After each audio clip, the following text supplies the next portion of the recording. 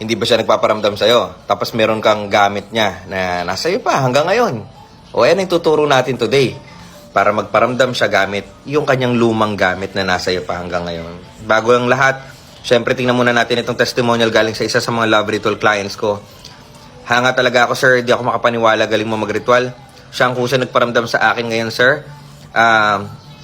Hindi ako matagal ko na daw siyang kinalimutan. Ayun, bigla nagparamdam.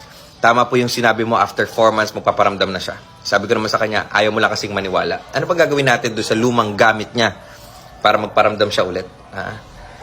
Kunin mo yung lumang gamit.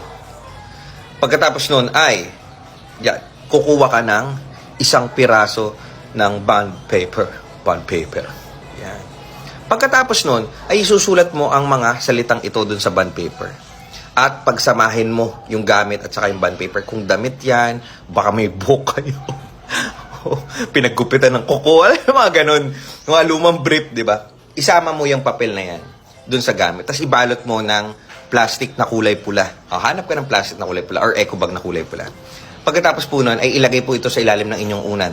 At gabi-gabi pong tulugan until such time po na kumontak siya sa inyo. Gabi-gabi po no?